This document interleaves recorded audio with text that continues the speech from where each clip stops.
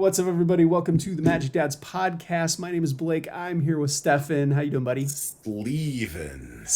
We did this last time. We did. Still no sleeves though. Still no sleeves though. It's 90, hot. 90 degrees out here It's today. hot. 90 degrees inside. So listen, if you like what we're doing here, please subscribe to the channel. Make sure you hit that notification button so that we get to annoy you every time we upload a video. That doesn't cost you anything. But if you would like to help us out monetarily, there is a link to our Patreon down in the comment section of this video. You can go there, check out all of our extra content. Mm-hmm. And now like that the Loch Ness Monster, it is just under $350. It is. I did. Okay, now that that's out of the way, we are going to start a series today, very first episode, talking about what are we going to talk about? It's one-pointed cards. So we're going to talk about the one-pointed cards. We're going to start at the top and we're going to go all the way down to the bottom. Yep. The very first one is Birthing Pod. Stefan, tell me how you feel about Birthing Pod. So Birthing Pod has a storied history in the format, right? It has a deck that's named after it, Kiki Pod, which uses Birthing Pod as sort of its only required point. And it used to be 3 points many moons ago. Yes. It then went to 2 and now to 1. Yes.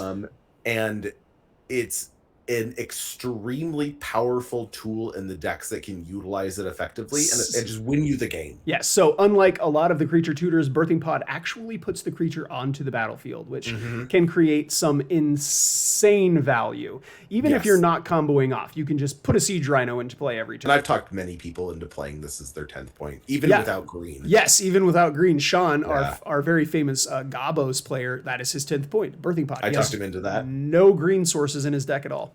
So proud of that. Turn a torch carrier into a goblin recruiter. Go set your stack up. Yeah, and in that case, it is sort of a combo engine, right? Like he gets to play it as the combo engine. It definitely tips its hat to the card and says, "We know you're powerful." Do I ever think it'll come off? Probably not. And I think right now it still feels playable, but definitely people are considering it.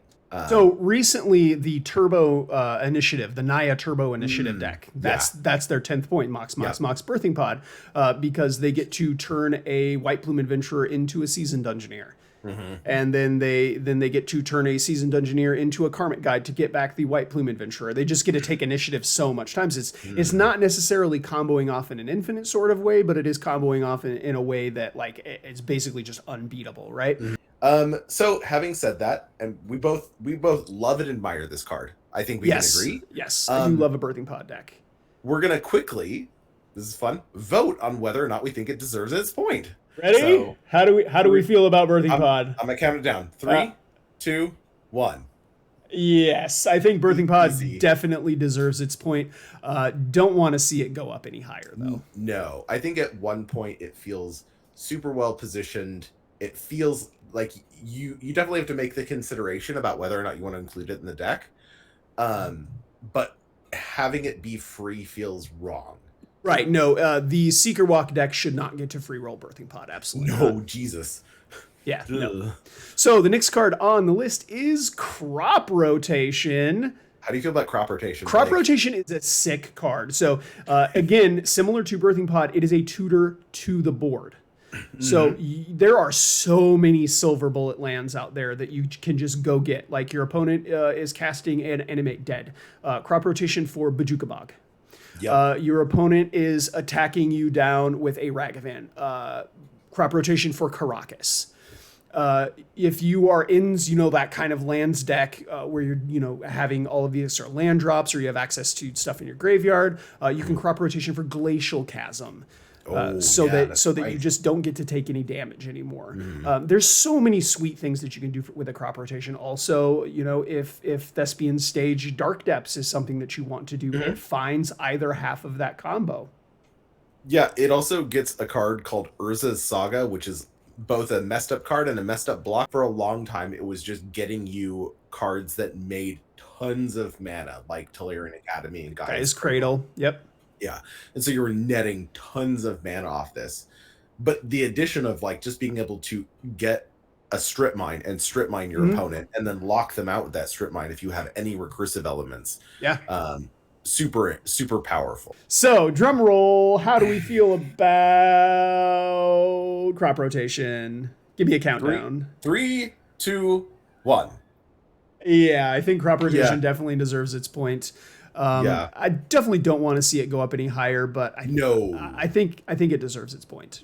Yeah, it's sort of one of those cards that feels like it was pointed for both power and ubiquity. A lot of green decks were free rolling this. It was almost, and for a long time I did too, right? I have green decks that I play, and for the longest time this was just a card that I played. Crop rotation is another one that I always reference when I talk about traps. A lot of people will back themselves into a corner playing a bunch of do-nothing lands because they have a crop rotation as their 10th point, and they'd be just better off playing 9 points and not having all of those do-nothing lands in their deck. So oftentimes the reason I'm putting this card in my deck is when there is a really, really messed up land that I want to get, and that messed up land is like Bizarra Baghdad. That's the land. Like there is a land that makes your entire deck go vroom, not a suite of lands, just a land. It doesn't go in everything. I think it's appropriate to be at 1 to limit that ubiquity. Yeah, absolutely. So the next thing on the list is dig through time. Ooh. I think the decks that make the best use of it are the blue X control decks, where they try to maneuver to the late game, and then they have all of this mana, so they can just spend 2 mana, get the cards out of their graveyard, then they can go look for whatever answer or threat that they need off the top. Like, it's very, very reactive. People look at dig through time and they go, "Oh, it's an instant, so of course it's better, or of course it's very good." Yeah. Because you get to dig 7 deep, pick 2 cards, put in your hand, put the rest on the bottom. Yep. So like you're just getting the cream of the crop from the top 7. The problem is that we function in a format of singleton, and so looking through the top 7 and picking 2, you're still only saving 7% of your overall deck. Yep. And oftentimes the places that I've seen this card played is as a measure of desperation. Oh, yes. Calling it a desperation card is very, very apt because, again, it's extremely reactive. Like, a lot of the times you're looking for a specific answer to something or a specific threat, and you're not just refilling your hand with many threats or many answers in the way that a Treasure Cruise or an Ancestral Recall functions. I don't think it has anywhere nearly the same potency. And weirdly double blue, right? Like if it was just blue and 1 of any other mana, it is. If it was like 1 in a blue and then like the rest delve, that is way better, way easier to cast than the double blue. Like it's so weird. It being twice as much mana as Treasure Cruise matters a lot, especially in a format where the battlefields get very complicated very quickly. And I don't really think you can afford to be investing your mana trying to find answers. Like a lot of times, I think it would be better to just play another answer instead of the dig through time. Yes. So that like you draw that card when you would have drawn dig through time, or play another threat instead of dig through time, or you could draw that threat instead of the dig through time. That said, should we vote? All right, 3, 2, 1. Yeah, we agree. Yeah, I think it's okay to take dig through time off of the points list. Just to see. I don't know that the blue. I don't know that the blue decks will just free roll dig through time. They already have several cards that are taxing on their graveyard. So they have Murktide Regent. They have Treasure Cruise. These are very proactive cards that are going to put a lot of strain on their graveyard resources.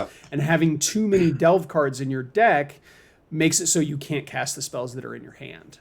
That being said, if your deck, like we talked about, is very reactive, and you can really make the best usage of those resources at the end of your opponent's turn versus on your own turn.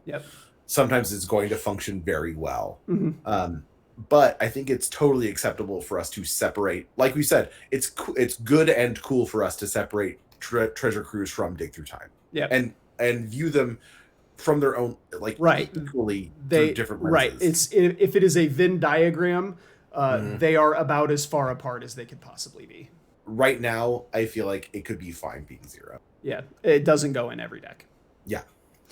Okay, last card that we are going to talk about today, and next one on the list is Imperial Seal. So this is not a card that comes. This is not a card that comes up a whole lot. You don't see people casting this card a lot. Spoiler in our format for a good reason. Yeah.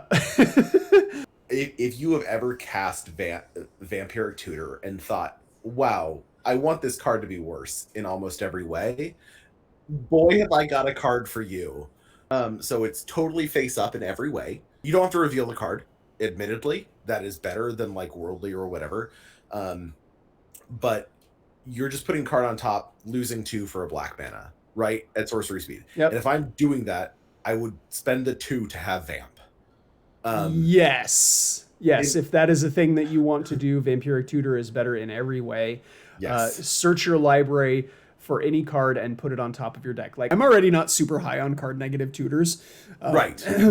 You and I agreed on this for a while. having to spend a card to like get any card you want on top of your deck is like bad enough at instant speed, but to put it at sorcery speed is even worse. Your opponent can do so many things to mess up the top of your library before you get a chance to draw that card. And also they get an entire turn to like kill you. Right, yes. Oftentimes like the top of deck tutors, well, that is to say every other time that these tutors are in effect, that they exist on cards, they are instant speed for a reason. Yeah. Which is that you can put it on top at the end of your opponent's turn, draw the card, and then immediately win. Right. It's basically like scry your library. Yeah, the instant speed is the power. Yeah. And so we're basically taking what is the most powerful part of these tutors and neutering it in a way that makes it impossible to play. Absolutely. That being said, 1, 2, 3. Don't still. Like, just don't.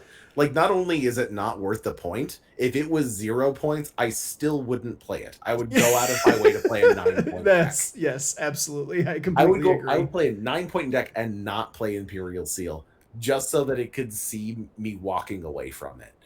Yeah, nope. Imperial Seal is a real stinker. Yeah. All right, so we've covered 4. Gonna try to cover about this much in every future episode. We'll just keep going down the list. Feel it out. Yeah. So want to thank everybody for listening to this. I know we wanted a good follow-up to the series that we had a lot of positive responses from. And let me know down in the comments if you agree with any of our decisions on pointed or non-pointed Shame cards. us in the comments. Yeah, tell me where I'm wrong. Tell me why Imperial Seal is the best tutor, or why Dig Through Time deserves to be 5 points. Yes, whatever. Do that, please. Tell me that I'm stupid but beautiful. That's all I ever really want to hear. Thanks for watching, you guys. We just want to remind you that we're proud of you. Bye.